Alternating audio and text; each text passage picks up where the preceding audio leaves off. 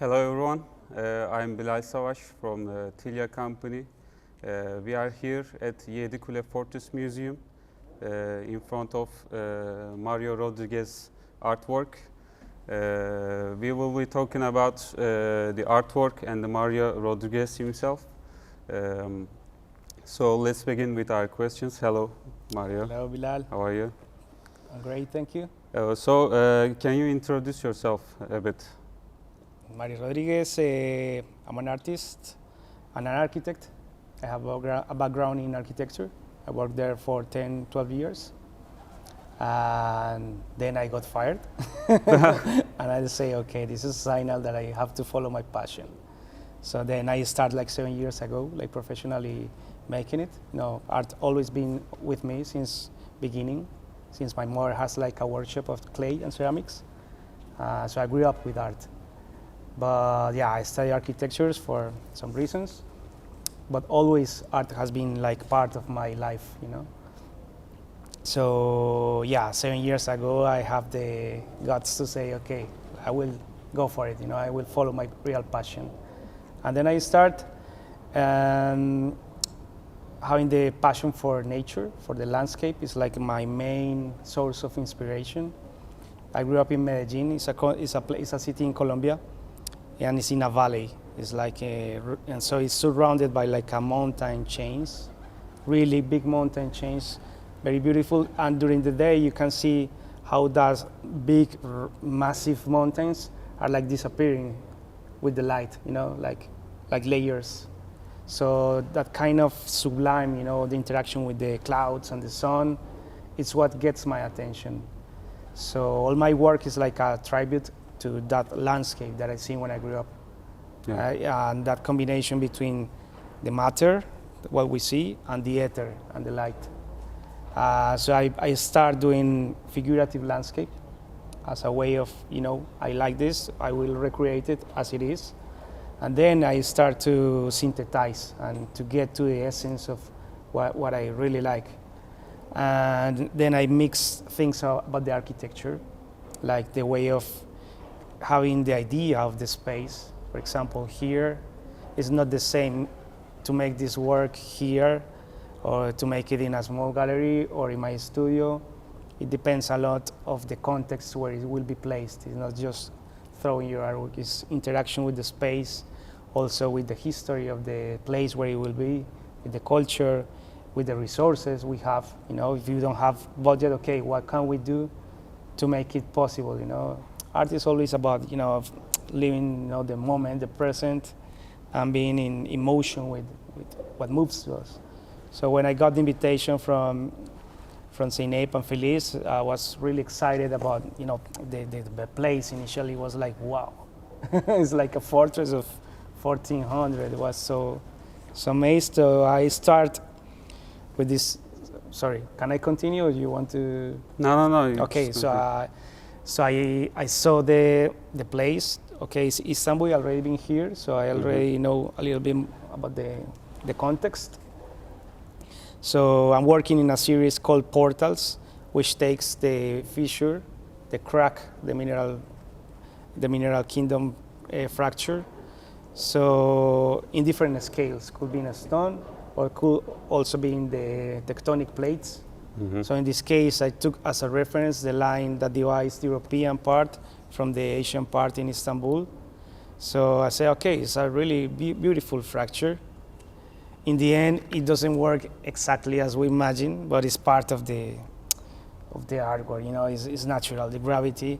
But yeah, but it still has the essence of what we have in our minds. You know, so which is like a, you know, like a line of life, which here it has like movement and then it goes straight. And also the idea of this is like it was a dungeon, so it's like a rope for escape, you know, in some way. The idea of the fissure is really beautiful. I connected with the Tao philosophy. They talk about a lot about the void, the idea of the void. So the fracture, the fissure, is always like it looks like a bad thing, you know. It has a fracture, it has a crack, it's bad. But in Western, well, in Eastern civilizations, okay, there's a crack, don't hide the crack. There's a technique in Japanese called kintsugi.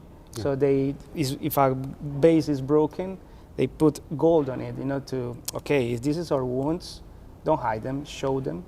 In that way, we can heal, it makes us stronger. Vulnerability is not something that will make you weak. It will make you more human. It will make you more real.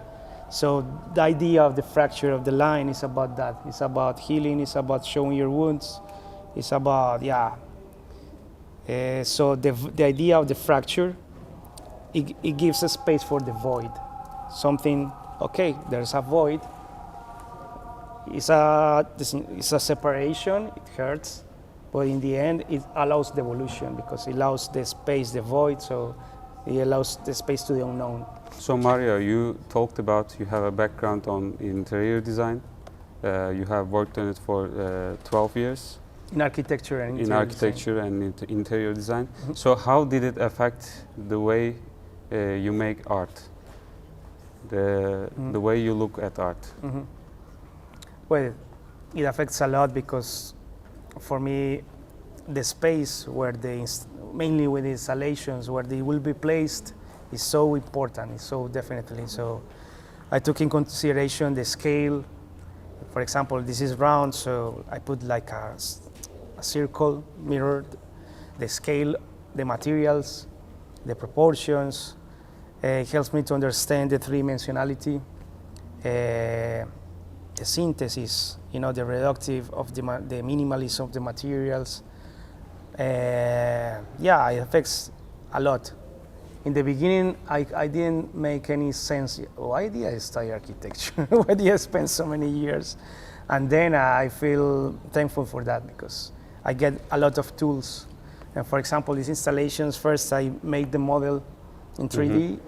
I made renders, so that's the way sometimes I design.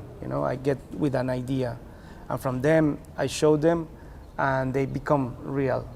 Yeah. So I'm really thankful for all those years that I've been into architecture and design. So we can see that your work mainly focuses on architecture, nature, and light. Can you talk about the relationship between those elements? Mm-hmm. Well, nature is my source of inspiration. Is what my work is also always a tribute to nature. So that's my main source. A space is where I place the work, so it's really important what I'm going to be. The artwork is going to be inserted. What is the history of the place? What are the proportions, the materials, the soul of the place?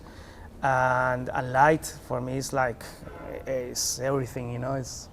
It's that like the goal, we're always looking for the light and conceptually talking about, something going the best of us, the light of us, the spirit of us. So it basically is that. So can you talk about the things you use, the materials you use while making your art, and also challenges of using them and advantages of using them? I'm also interested in learning because I'm working on the plastics.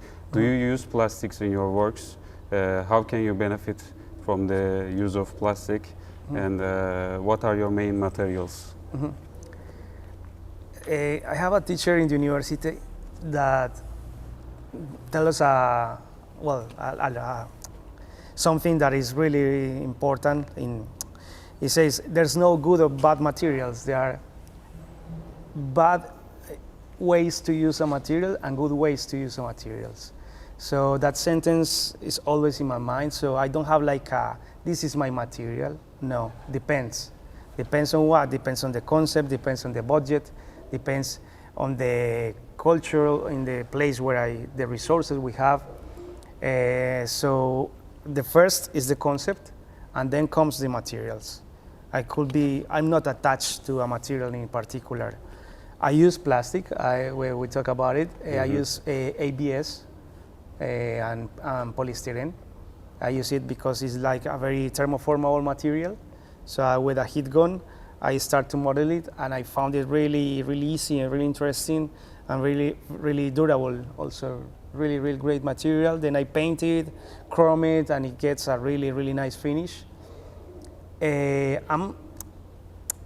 love my respect for nature. I'm not with the plastic as a single-use plastics. I'm against about that. But if they are going to last and they can be recycled and they can be used properly, plastic has a lot of pros. So yeah, it's not like this is bad or this is good. No, it depends on how we use it. Exactly, yeah. So can you talk about a bit of the installation you made here? Yes. Well, this installation is part of the series called Portals, which I take the fissure that opens a crack. So it's a pattern that we see in different things in nature, in the rivers, in the geological formations, in the thunders, in the veins. Everywhere they are that form, that line, So for this installation in particular, I took as a reference the crack that divides European from Asian part of Istanbul, the Bosphorus River, exactly. Yeah. That outline, I found it really beautiful, really sensual. So I took that reference, and also I took the concept of the rope as a trying to escape of the dungeon. And the mirror connects heaven to earth. It's like a connection, like a pole connection of a thunder. Also, it's coming from the earth and it's coming to the ground. It's like, it's what connects us. We come from light, we come from energy, and so then we're going back there. So it's more or less the concept of the installation called Portals. Yeah, Mario, thanks a lot for the talk. Thank you so much, Bilal. And thank you for the support, for having us here. Thank you, Zeynep, for the patience, for all the organization. Feliz, he's gone. My friend, Aro Vecina, was a really, really great help here. I made my first kind of installation in Malta with him, so a really good friend, a really talented artist also. So, and thanks all for having me. I feel really welcome here, so thanks for the experience. Thank you, too.